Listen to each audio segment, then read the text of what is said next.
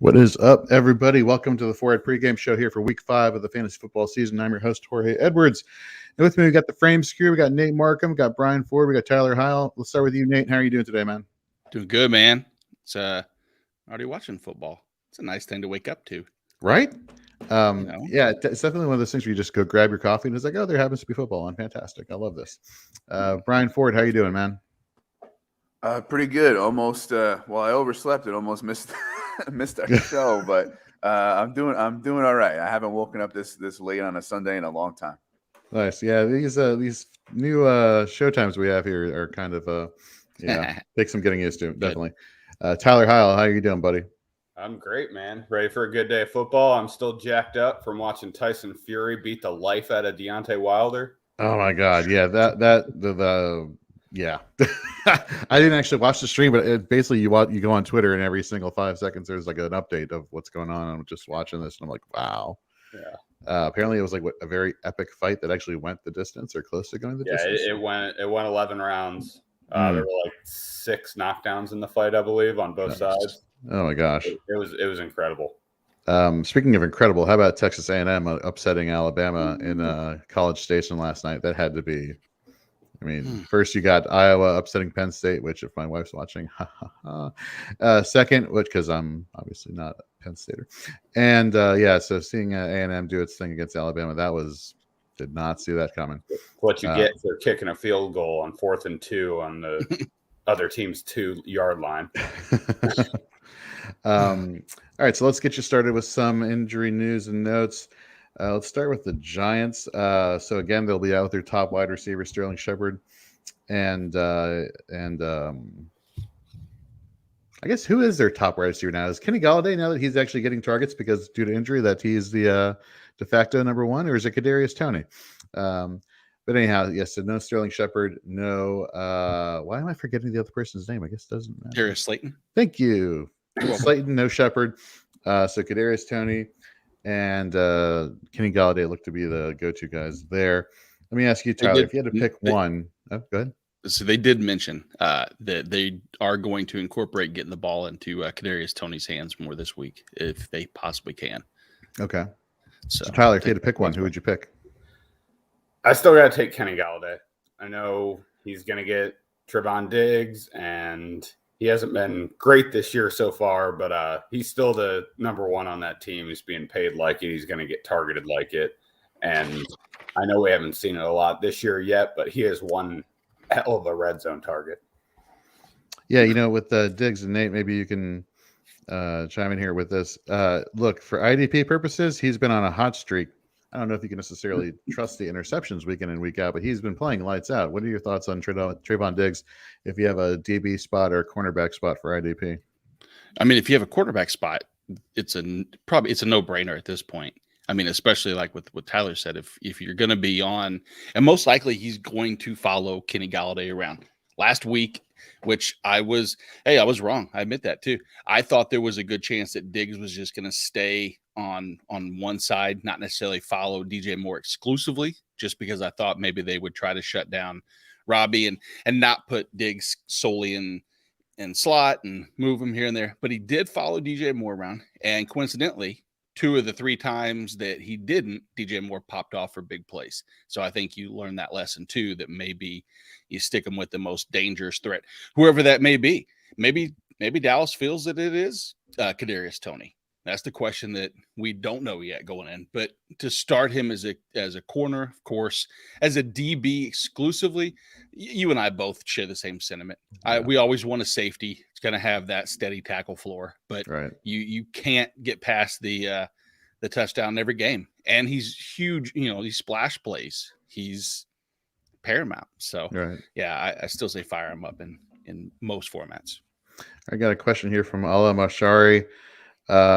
Question of the week: Dalvin Cook or Alexander Madison, if both are active? I know it's like pulling teeth here. Nate, what are your thoughts here? And I know you go to me because we literally just had this conversation about a minute and 40 seconds ago. If it's Dalvin, you have to start Dalvin. I mean, you don't want to make that decision and not have Dalvin Cook in, but God, I hate starting a person where re-aggravation is a potential because it feels like you just made bad process. But I mean, it's Dalvin, right, Brian?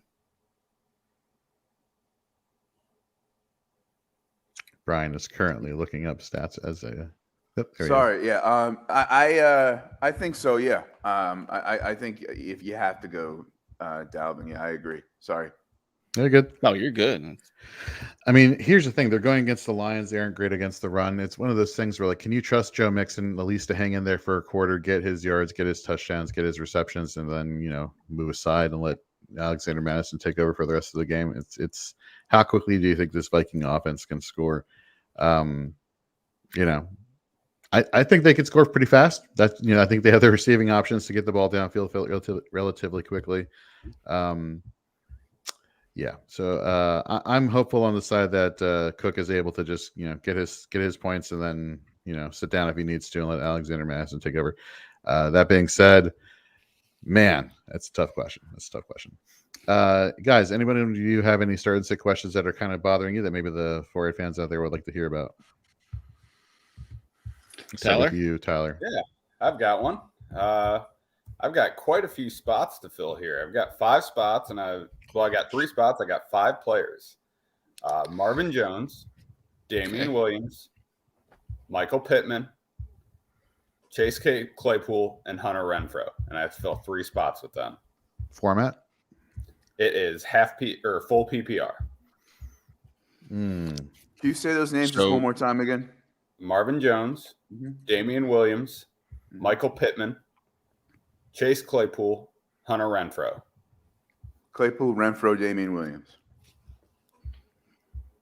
Yeah, that sounds about right. Okay. Renfrow has been playing well, though. Going against Chicago. Brian,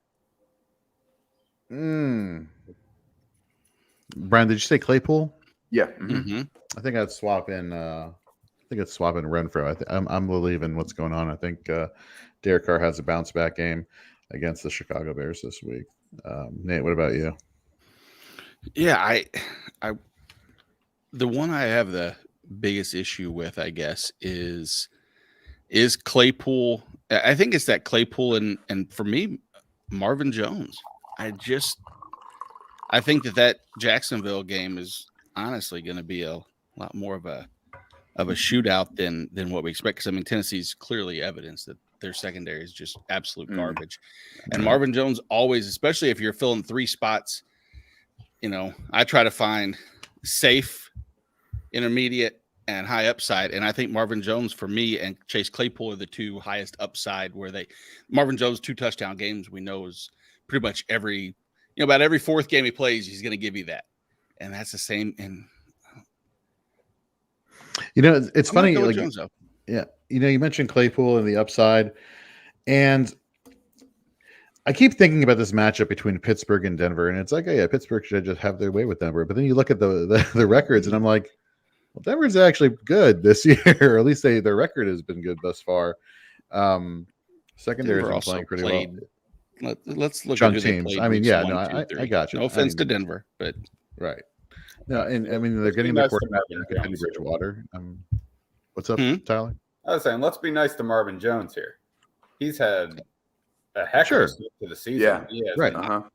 Only 3 targets last week, but you're bound to see some inconsistency at the wide receiver position. Tyreek Hill just had 2 bad games in a row, and then was the top scorer in the week. So 44 freaking points in half PPR scoring, absolutely. Yeah, so I got a question for you guys. What's up? Was there a consensus there? Did we? Yeah, I don't know. Did we confuse you more than we actually helped you there? I kind of erased it from my memory, and I'm just going to start from scratch. Smart move. Smart move. He'll be on another person's show asking the same question. We got Malcolm Merriweather it right now. Right. Yeah, exactly. Malcolm Merriweather on Facebook joining us. Even if Cook plays, pick OBJ or Madison. I'm not going to take. I mean, man. You know what? I think I would go Madison. I know it sucks, and you're putting all your eggs in one basket on one team, which doesn't suck all the time. but more often than not, it's not exactly essentially a wise decision, especially for the backup running back position. But I think this game is going to be a blowout early on, and then Minnesota just controls the clock by just running the ball. And if they don't need to keep Cook in there, they're not going to keep Cook in there. Conversely, you're looking at Cleveland going against the Chargers. Look, I'm out on I am out on Odell Beckham Jr. Like I can't with the injury stuff and like, oh, he's been dealing with this and then like, oh, I don't feel confident in Odell Beckham. Brian, do you? I do not, but I don't feel confident in Madison if getting enough touches if Cook plays and sees his workload even early on. I think by default I have to hold my nose and go OBJ here. What about you, Tyler? I'm going Odell here. You're just limiting. All you're doing is limiting your ceiling if you're playing Cook and Madison. Odell, he's going to get targeted often, just like he has been. Baker's kind of been. He has not had a good 2 weeks playing with a torn labrum in his left shoulder, and he's looked like it. But the first week Odell came back, every single route he ran, he was wide open. I know he has the whole, like you mentioned, Jorge, what's going on with this injury? What's going on with that? The dude is talented. The dude can get open. If Baker can figure out how to play with this messed up left shoulder, I don't see why he can't catch a touchdown and have a nice game with Jarvis Landry still on the IR. Nate, what about you? Beckham or Madison? I think in that situation, I'd probably still lean Beckham. I don't like it, but I also don't like to have to go off the idea that I think that Minnesota's just going to jump out to this huge lead and let the second half let Dalvin Cook sit, relax, and let Alexander Madison in. Because personally, if the Vikings really felt strong enough that they want to sit Dalvin Cook and preserve him, they would sit him the entire game. Why let him play a half to get up when they can get up on the Lions with or without him in your lineup? Personally, and Beckham, granted, like we've said, hasn't exactly blown our socks off. He is outside of the tight end group there. He's the only. Well, I guess that's Kareem Hunt. So outside of everybody else, he's the only wide receiver on that team that I would trust to even look Baker's way. And Baker's a gamer, so he's going to be pissed. He's going to want to play. Let's answer some questions from YouTube real quick. We got one: PPR, Galladay, and Laviska. Just no DJ Chark anymore. They need to move the ball down the field, get those first downs. Give me Laviska Shenault over Galladay. Even though I do like the fact that this Cowboys-Giants game should be pretty high scoring, in my opinion. Let's see here. Brian, what are your thoughts here? I would say same. Yeah.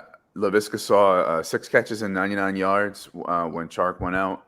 I think he's probably going to benefit a little more than Marvin Jones from Chark being out. So I would say Laviska, yeah. And what about you, Tyler? I'm going Viska. I'm a huge Kenny Galladay fan, but Viska is going to be targeted a lot in this game. And I think Nate already mentioned it. This is looking like it's going to be a high-scoring game. All right, and then Nate, you agree? Yes or no? Agree. Okay. Yep. We got another question here. So apparently, CeeDee Lamb of the Dallas Cowboys needs some help with his his picks here. He's in full PPR. Does he go with his guy?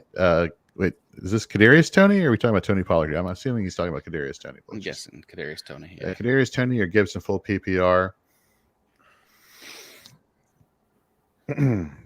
I still have to lean Gibson. I worry a little bit about the shin, but I trust that. I say that cost. I want to be optimistic. I'm going to be positive. He means Tony Pollard. He means Tony Pollard. Oh, if that changes your answer. It does not change my answer unless we find out Zeke is not for some reason inactive, but he's trending towards a more of a game time decision. So if Zeke is out, Tony Pollard is firmly in my that high end RB2, low end RB1 conversation.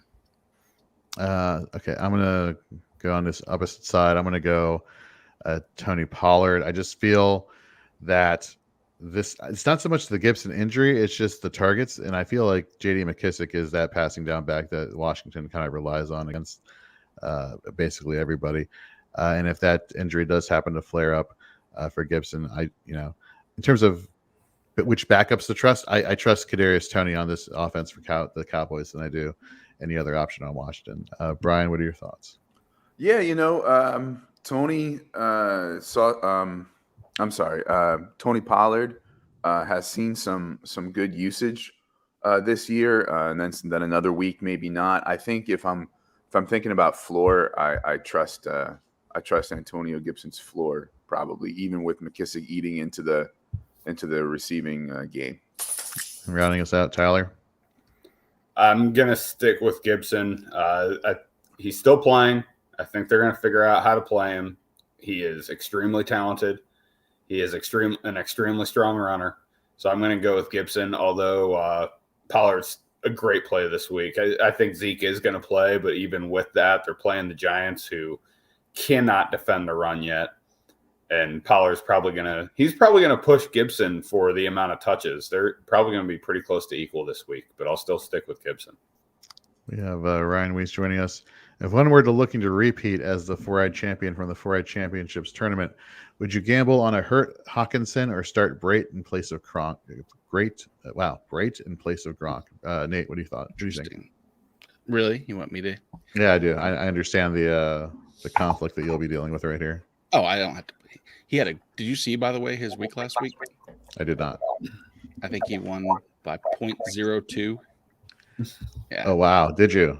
With no stat correction? That is. Yeah. I mean, hey, champions are going to champion, and that's on the side. I really like that. I have them actually really right after each other. I had to move Hawkinson down just because of the injury, and I moved Brait right in the cusp of that tight end one. I still think Hawkinson. I just feel like the funnel of targets has a better chance to go through Hawk than Cameron Brait. Yes, I will, Ryan. So you're going to start Hawkinson. You don't, you just hope that he doesn't play. So then you can just go with Brait and you don't have to make that decision. Yeah, I agree there. Let's get to one other question we got here back from Malcolm on Facebook. Can I put in Christian Kirk or Latavius Murray instead of OBJ or Madison? That immediately raises the question of what the heck is going on with Tyson Williams this week. Any week, yeah. I don't. So let's break it down here. Let's go. Madison or Murray, if you had to pick one, is the answer Madison because the offense and the potential for this to be a blowout, or do you think Latavius Murray has some upside here this week? I mean, Latavius Murray as a lead back, if that's what Baltimore wants to anoint him as always has upside. But we have to consider who he's going up against as well. And the Colts, they're the 6th ranked against opposing running backs right now. So it's not like they're this easy cakewalk, contrary to Madison and the Detroit Lions, who get, hell, if you split the workload, they average around 30 fantasy points per game and half-point PPR scoring to the opposing running back. So split that in half with him and Cook, and that's 15. And the Colts allow about 18. So, I mean, if you get a 50-50 split, it's still close, Yeah. All right, let's hold on. So Christian Kirk or OBJ, Brian? Ooh. I think I trust. I'll hold my nose and say I trust OBJ as a floor play here. Kirk can definitely go off, but I think there's a lot of options in Arizona where I think there's not so many in Cleveland. I would consider Latavius Murray, but I think I'm probably still gonna go with OBJ here. All right, I got a question for you guys. I have in a flex and a full PPR, Laviska Shenault or Antonio Brown. Shenault going against the Titans, Antonio Brown going against the Dolphins.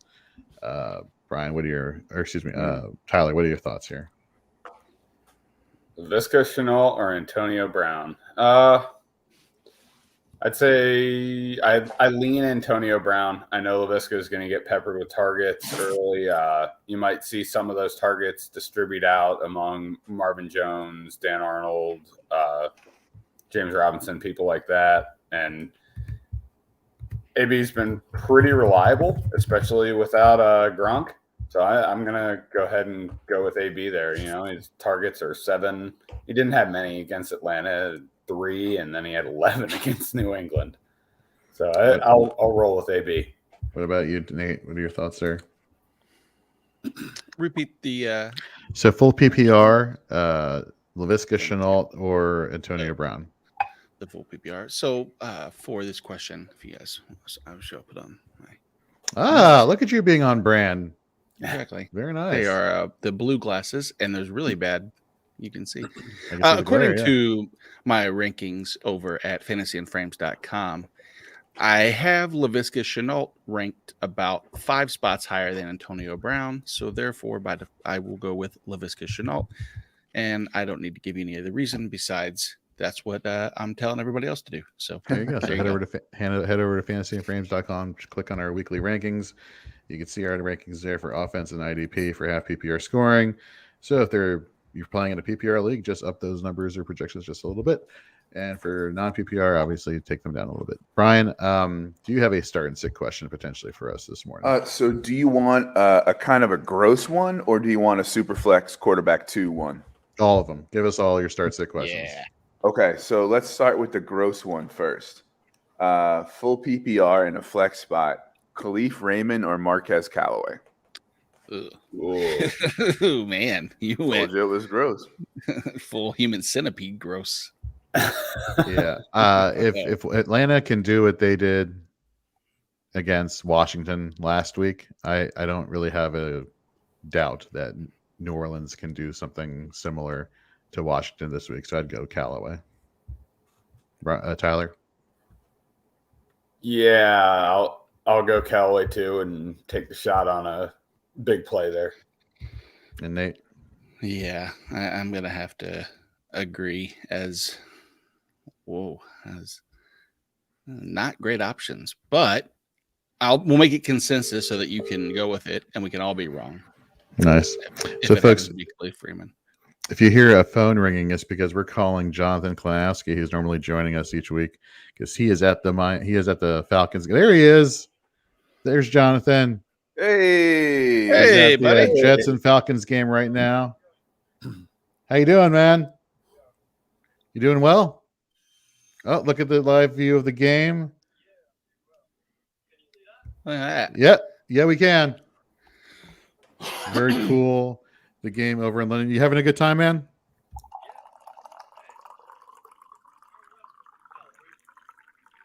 It's just gonna go through your headphones. Oh, Probably okay. Well, we can't. He is talking. We can't hear anything he's saying.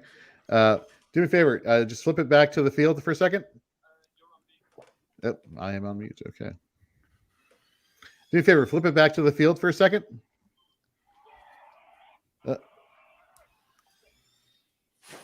Yeah, so I don't think anybody can see. Here we go. It's pretty lively crowd from what I can hear. Anyhow, just wanted to give a shout out to you, Jonathan. We'll talk to you next week. Have fun at the football game across the pond, and post some stuff on Twitter, and we will retweet that stuff out, man. Alrighty.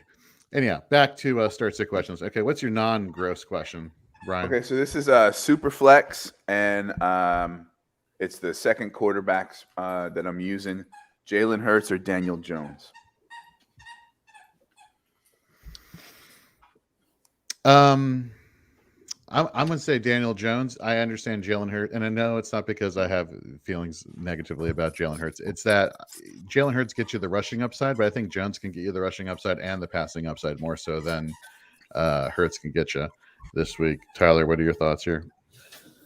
I like Daniel Jones this week, but I got to go with Jalen Hurts. He's got that rushing upside higher than Daniel Jones, and they're likely going to be playing from behind and racking up some garbage time points. Nate?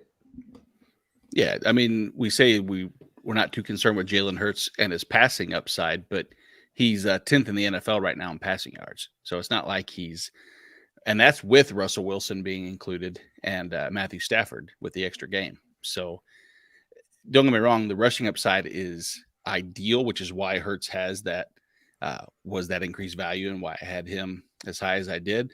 But he's taken advantage of defenses that have allowed him to beat him through the air. Granted, a lot of that was against my Chiefs, and they let everybody pass all over him. But it is what it is. Not to say that the Cowboys won't, or the Cowboys, not to say the same thing won't happen this week anyway. But I've been all about Jalen Hurts. I still start him in this situation. All right. Go back to Malcolm over on Facebook. Wait or drop Gaskins. I dropped him, and I don't really feel bad about it. What about you, Tyler? I'm giving it one more week. It might have just been a weird game script. I'm probably just kind of hurting myself here, but I'm waiting one more week on Gaskin. I got one more question here from Malcolm. Danny Dimes or Joe Burrow? Joe Burrow, no Jair Alexander. This game should be a shootout of shootouts. Brian, what are your thoughts here? Green Bay and Cincinnati. Yeah, I think the Cincinnati Green Bay game has a sneaky chance to be a high scoring game, and Burrow is just balling this year. I'm going to go with Burrow. And we may or may not be talking about that game when we're covering our Monkey Knife Fight props, which, you know what? Let's just do that right now. Normally we wait till the end, but let's switch it up this week. Let's see what we got here. Man. I know. Look at us. Topsy-turvy. There's a game in London. Starting early. We're switching up. All right. Let's see here. We got so Green Bay and Cincinnati. Let's go. Fantasy points more or less for Aaron Rodgers, 21.5. Let's start with you, Tyler. Going more. You just said, I think it was Nate just said it. This game is looking like a shootout. All right. Brian, for fantasy points, 15.5 more or less for Jamar Chase. I think you would have to get a touchdown or two to hit that. And with Higgins healthy, I don't know that it's such a guarantee. Okay. So give me less. All right, Nate, Aaron Jones, more or less, and for 18.5. Again, folks, this is full PPR. I think that Randall Cobb ate a little too much of that pie last week. I think that we're going to see more of Aaron Jones involved this week. 18.5 is a lot, but he's shown that he can score multiple touchdowns at will. So I'm going to take the over in this situation. All right, for Tyler Boyd, more or less, yes, Higgins coming back, but I just think this is going to be a high volume passing game with Joe Mixon potentially playing, but you don't know the status of that. Am I really trusting Samaje Perine or Chris Evans, aka Captain America, to do his thing in the passing game? I don't. I see Tyler still doing his thing. So just over 14.5. Let's go back to Tyler. Devonta Adams, more or less than 22.5 PPR. Man, that's a lot of points. Right. I want to say over, but that's so high. I guess I'll take less. Okay, and of course Joe Burrow, Brian, more or less than 19.5. Yeah, we were just talking about the shootout potential of this game. Mixon's been getting fewer carries each week, and he's banged up. Yeah, give me more. All right, let's go now. Let's do our normal outside the top 10 and for quarterback and tight end, and outside the top 25 for running back and wide receiver. Let's start with you, Tyler. Quarterback outside the top 10 that everybody should be paying attention to according to Fantasy Pros ECR. We're talking about skill position players. We're talking about half PPR scoring. All right. I'm going to take a little bit of a gamble on this one. It's it's a bit of a pull, but I'm going to say Baker. He's still managed to be the QB 24 on the year when he's only thrown for 2 touchdown passes, and he doesn't have much of a rushing baseline. So he's just been extremely efficient through the air. Hopefully he's learning how to play with that shoulder.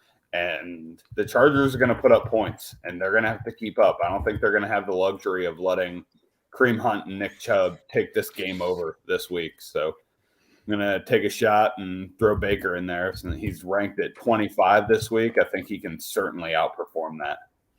What about you, Nate?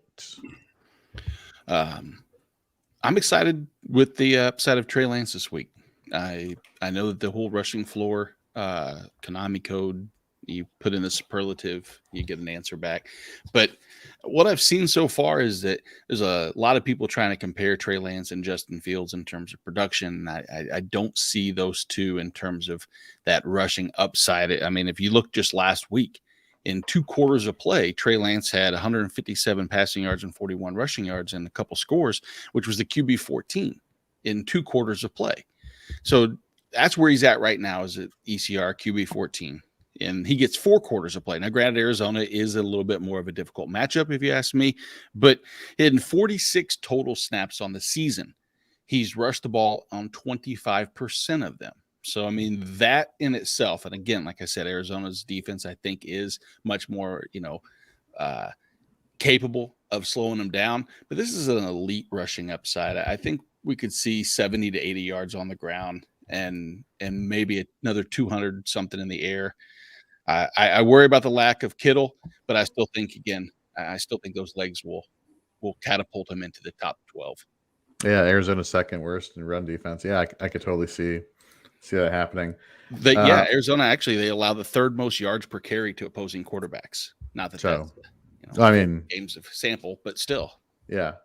And then we got I'm going to take the easy one. We've been talking about him. We just went over him in the Monkey Knife Fight prop. Quarterback 16, Joe Burrow against Green Bay. You lose your top cornerback. You talk about safety situation. Adrian Amos and Darnell Savage are coming off of not great games last week. Savage has been really inconsistent this year. Or no, I should say that he's been consistently not great from an IDP standpoint. So give me Joe Burrow this week. Let's go to running back outside of the top 25 now. Start with you, Brian, this time. Yeah. So, Nate, I have a question for you. Yes, sir. What team ranks 28th in giving up fantasy points to running backs? Well, I would say at an average of 29.48 points against, that would be the Kansas City Chiefs. Yes, and Zach Moss gets them today, and I think it's going to be a competitive. That was perfect. I think it's going to be a competitive game. I don't think they're going to be playing from behind as much as some people do, and I think they're going to try to at least early lean on the run to try to keep Mahomes off the field. So I like Moss today. I do as well. 27. And Moss actually, it's great. So he's being used more in short yardage situations, passing downs. He was incorporated into 2-minute drills. So he's being used in more less Zach Moss, more Devin Singletary-esque type roles. And if he takes on that 80% snap share, 70% snap share instead of this 50-50, he's an RB2 probably moving forward, and Casey's a great matchup against him. So, yes, I don't feel that was a dig at my Chiefs. Facts are facts, and it sucks. But it is the nature of the beast, so good call on Zach Moss. Let me ask you guys a question. I have a start sit. Deontay Johnson going against Denver or Chuba Hubbard against Philly? Nate, what are your thoughts here? Man. Just to give you some perspective, Philadelphia is 3rd worst against the run.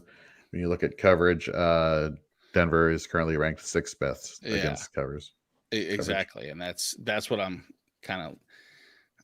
I think I might go with Chuba there. Tyler, I really don't. Yeah. Go ahead. Tyler, what were you going to say? I was trying to get my dog to stop freaking out. Oh, hope your dog is okay. She'll be all right. What was the question? It was Deontay Johnson or Chuba Hubbard. Oh man, I don't want to take Deontay. I'm going to take Deontay. All right, and why? Yeah, I mean, he's been producing every week. He's been there healthy, so it's kind of hard to not sit him down. Brian, you agree there? Yeah, give me a clean sweep. I understand that, I think Denver's got good coverage. This game is going to be more of a defensive battle, I think, than is projected. But I don't get cute here. Give me the floor. Give me Deontay. All right. If you had to pick Elijah Mitchell or Trey Sermon against this Arizona Cardinals this week, I know this is right up there with Cooper Kupp, Robert Woods. If Jonathan was here, even though that game's already played, Tyler, since you raised your head back in frustration, who would you pick? I guess I'm going to go with Trey Sermon. We don't know how healthy Elijah Mitchell is. He was the leader at the start of the season after Raheem Mostert went down. I don't like either one. I do my best to try to avoid them, but I guess this week I'll roll with Trey Sermon. What about you, Nate? I mean, it's not, the thing is, it's not like the Robert Woods and the Cooper Cup, because I trust at that point, I'm deciding between which player I think has the better matchup.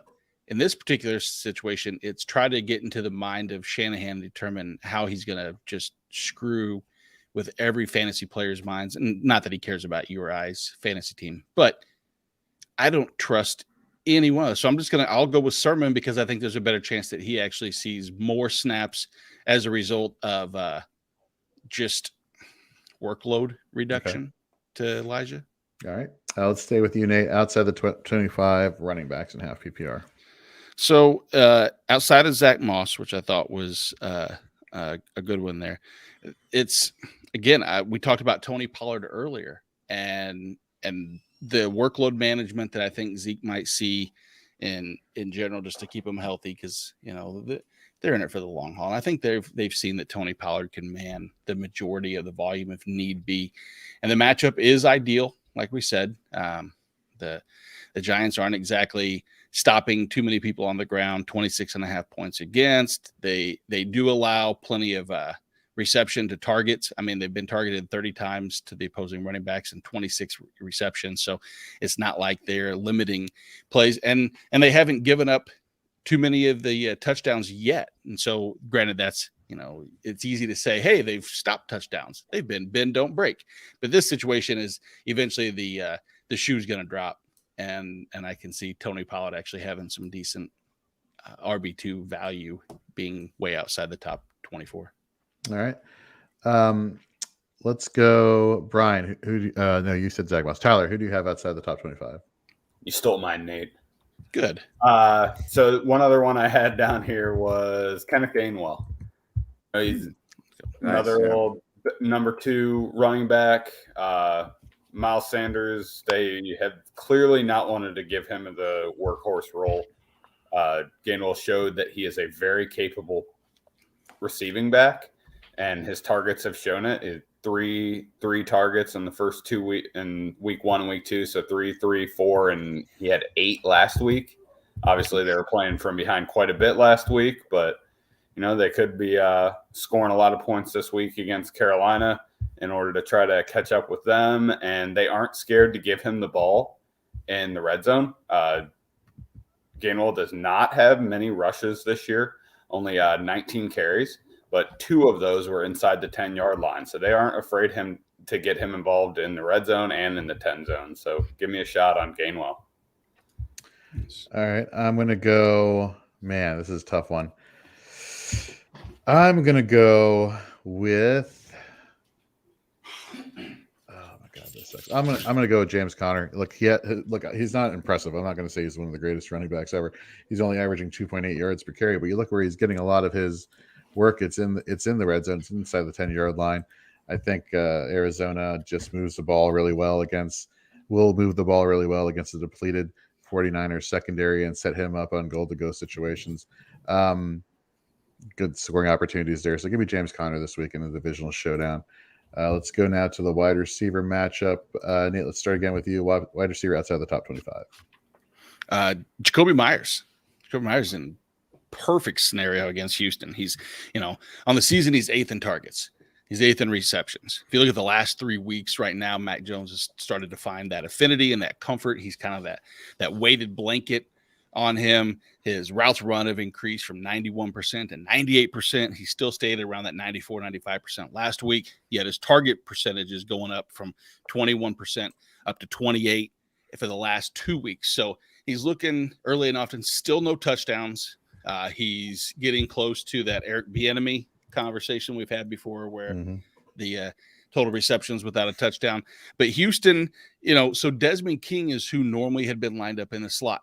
Desmond King would have been a little bit more of a difficult matchup, but Desmond King got moved to the outside, and now Tevier Thomas is in the slot. And Tevier Thomas is not who I would consider a threat. Not that Desmond King was like this shutdown, but tenacious, and he was a lot more challenging. So I see Jacoby Myers in the double-digit receptions. I see him finishing inside the top. Especially if he can score, he'll be in that wide receiver 1 conversation this week. All right, I'm going to go. We talked about it a little bit earlier. I'm going to go Laviska Shenault. Except for week 3 against Arizona, he's had a minimum of 7 targets, 9, 7, 4, 7. That was with DJ Chark, and he's not there anymore. His average depth of target is still relatively low. He's not somebody who's going to explode downfield and get you those high yardage games, but he is going to chip away at opposing defenses and get you those receptions specific, which is helpful in the half and full PPR setup. So give me a Laviska Shenault this week. Brian, what about you? Yeah, so the Jaguars receivers were definitely on my radar, with Tennessee ranking 32nd against wide receivers. I'm going to go with Hunter Renfrow. Chicago's ranking 30th against wide receivers. You saw the Chargers get Carr rattled a little bit with the pass rush. I think Khalil Mack can get to the quarterback. I think Carr then is going to be looking for safety targets like Waller and Renfrow. So give me Hunter Renfrow at ranked number 44. We got Mr. Ken Sonnenberg here. How you doing, Ken? Good seeing you again. Who would you go with, Jacoby Myers or Kenny Golladay?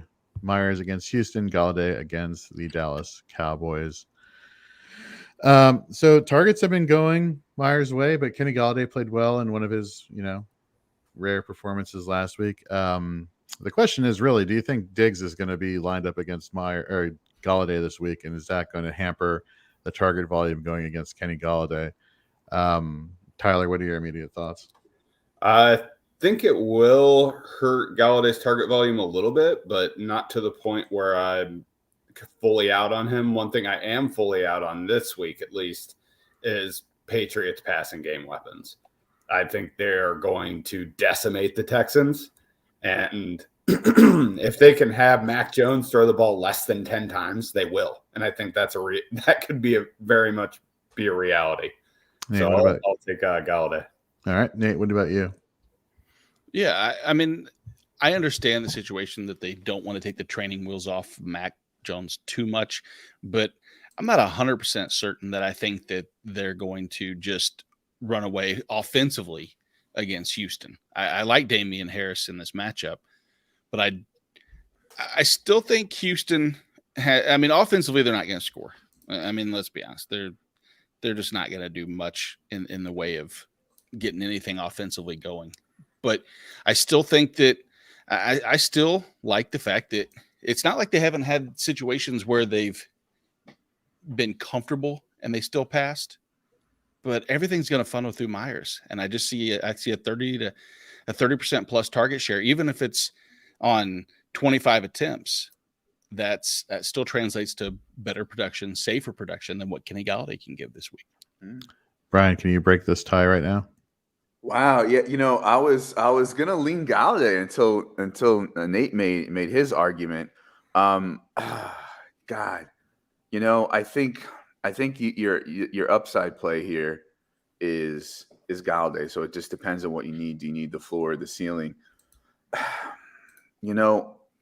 Houston is actually ranked number 7th against wide receivers. Now, maybe that's because teams don't have to throw against them much, but I don't think New England's gonna have to throw against them much. So give me Golladay. So I'm looking at the week 4 production for the Giants last week. Golladay got 7 targets. Tony got 9 targets. Golladay got 7 targets. But I'm looking here on red zone targets, and I'm not seeing anything inside the 20, inside the 10, inside the 5. And so when I think about Kenny Golladay, I think about a big-bodied possession receiver going up there and getting those tough passes like he did for Matt Stafford in Detroit. And in a game where they probably should have been all cylinders go against New Orleans, they didn't really utilize him in the red zone at all. That I find kind of concerning, which is why I feel like I'm going to go with Jacoby Myers this week. All right, let's see here. Who hasn't talked about a wide receiver outside the 25? Tyler, have you? You are muted. Still muted. Let's go to Brian for a second. I'm on mute. Oh, there, yeah. Tyler, what do you got? My guy I'm going to take this week is Robbie Anderson. Kind of a start him while you can situation. When I was statting these guys out at the beginning of the season, I had Christian McCaffrey for a 20+% target share and DJ Moore for close to 30. And I was looking at it and kind of saying, how the heck is Robbie Anderson going to get any volume in this offense? Well, Christian McCaffrey not being there is going to give him some volume in this offense. So I am not willing to play Robbie after CMC comes back, but while he is not there, I will roll with him and roll with the target volume that he had last week. I believe it was 11 targets, and hope for a big play as well. Brian, outside the top 25. I went with Renfro earlier. Oh, right. Sorry. I'm going to go with, man, I'm going to go with Antonio. No, outside the top 25. Give me Tyler Boyd. I know T. Higgins and him are ranked back to back and have PPR scoring. I just think that, they're just going to keep feeding Tyler Boyd. Their average depth of target for the passing game is kind of comparable, just like it was last year. Burrow to Tyler Boyd. So give me Boyd. I think the connection is still there despite T. Higgins coming back. Like I said, this game has shootout all over it. And I just want the more consistent wide receiver. So give me Tyler Boyd here. Let's go to the tight end. Let's go start in reverse. Brian, who do you got outside the top 10? So last week I was wrong on Cameron Brate. There was a lot of rain in that game, and he didn't see as many targets as I thought. This week, I don't think there's rain in the forecast. Miami ranks 24th against the tight end. I think their secondary is good enough to maybe discourage Brady from hitting the receivers as much and maybe look towards the tight ends a little more. So I'm gonna say give me Brady again, ranked number 19th. Tyler, what about you? Well, it feels kind of gross, but I looked at it. I looked at kind of the tight end performances over the season. You know, who was the tight end 12 every week and how many points did they score? Week 1 was Gerald Everett. He scored 9 points. Week 2 was Ricky Seals-Jones. He scored 8.4 points. Week 3 was Pat Freiermuth at 9.7, and week 4 was Mark Andrews at 9.2, and that was in half point. So you're pretty much betting on a touchdown. With Logan Thomas being gone, I'm just going to take a shot on Ricky Seals-Jones getting an end zone target and hauling one in. After he left the game last week, Seals-Jones saw 4 targets. You know, that might go up a little bit this week with them being able to game plan for him. So I'll take a shot on Seals-Jones. Yeah, news just coming in that Devontae Parker has been declared out versus the Buccaneers today. Oof, that's tough. I'm going to go with the tight end that I really thought I would never I'd never recommend this season. Give me Evan Ingram against Dallas. He had a pretty decent week last week, 6 targets, although 27 yards. He's more of a red zone guy. I think that's the guy that they're going to probably go after the most in those short situations. I think with Saquon there, I like the wide receivers of the Giants in between the 20s. Saquon doing his thing. Obviously, we saw how he performed last week with that game-winning touchdown run. But I think Evan Ingram, he gets back on track this week. He does, like I said, this Giants-Cowboys game should be a pretty high-scoring affair. So I think Ingram is the linchpin here for the Giants offense. Let's go now to IDP. Nate's defensive line. Who do you got for us? As long as he's, not some kind of crazy inactive, which I don't anticipate, but I've been hyping JPP up all week, and I love the matchup. It's a turnstile at tackle in Miami, and I mean, you talk about the most pressures allowed, you talk about the most hits against a specific tackle. Looking at you, Mr. Johnson, but just the pure rushing upside or pass rush upside that JPP brings is something we've all been waiting for. I think we can expect a a pretty commanding lead by the Bucs to be able to put him in a situation just to kind of pin his ears back and get to the quarterback. I have JPP, even though he's coming back from the shoulder and the hand injuries. I always feel like the people coming back from injuries, when you watch the highlight reels, when they have the big club on their hand, that they're always the one making the plays. And you always see the highlight reels of them racking up 2 or 3 sacks each week. And that's what I think we're going to see. I think we're going to see JPP with that big club. I don't know if it was the same hand that he had the accident. The fireworks accident. Yeah. Yeah. That I do not know. Yeah. Either way, but yeah, JPP for me at defensive line. Edge. Okay. I'm going to go. He plays edge, so he's currently listed as a defensive lineman on Fantasy Pro. So I'm going to take the easy one there. I'm going to go with Harris of the Detroit Lions. You look at the Minnesota Vikings; they have the 4th worst pass blocking unit in the NFL. He played really well for the Lions last week. You go back to week 4. Let me pull up those stats really quickly here. 4 tackles, a sack, 2 quarterback hits, forced fumble. I mean, he was a playmaker there. You don't have Romeo Okwara there anymore. He's on IR with the Achilles injury. So give me Charles Harris. They were pretty confident in him last week, giving him those reps. And good news out of Lions practice all week has been hyping up Charles Harris. So give me him as a sneaky defensive lineman here. Let's go to the linebacker position. Start again with the unit. Who do you got outside the top 25? I feel like on the Wednesday show with you and Mike Woolert, Mike touched on Miles Jack being an excellent linebacker play this week in a run-heavy game. I'm going to lean and go a little bit deep outside, like really the top probably 36, and look at his running mate, Damien Wilson, who, again, same situation. If you look at the amount of volume allowed to, at least tackle volume, to opposing linebackers so far on the season, we've seen 3 different linebackers fill in as the LB 1 or 2 an IDP 1, 2, 3 scoring. And I think the same thing can be said this week. I think Miles Jack is capable of an LB1 upside. And I think Damien Wilson can sneakily get put into position with Miles Jack wearing the green dot. He's done a good job of defensive alignments. I think that Damien Wilson might see that 9 tackle upside like he had last week with the potential for a splash play. All right, let's. I'm going to go right here with. I know it's a kind of a homery pick right now, but I'm going to go with Jamin Davis. I think with no John Bostic anymore, they're going to put him in the middle linebacker. This is, of course, for the Washington football team. They drafted him in the 1st round for a reason. Ron Rivera likes his linebackers who just, who get in the middle and just wreak havoc everywhere. I think the tackle volume is going to be there for him this week. So give me Jamin Davis at linebacker, currently the ECR linebacker 30. And then let's finish off with defensive back. Nate, who do you got for us? I have a question for you at linebacker with Washington. Yeah. I was reading a little bit that they anticipate getting maybe easing Jamin Davis in, and there was another linebacker there Kaliki Hudson, who they were talking about getting more play. Do you know much about Hudson? I mean, is that a name I should pay attention to? I don't. To be honest with you, the reports out of here locally have been full on board Davis seeing an uptick in usage this week.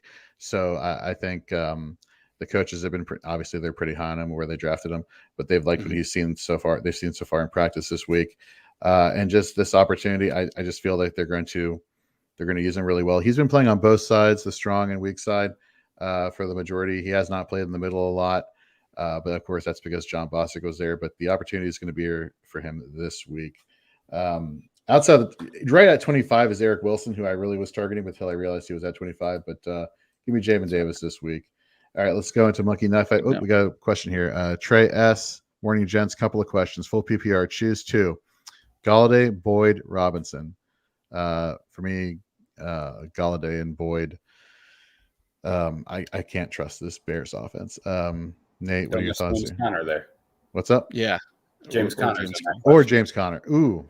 Galladay and Boyd still. James Conner is not really used in the passing game. Brian, what are your thoughts?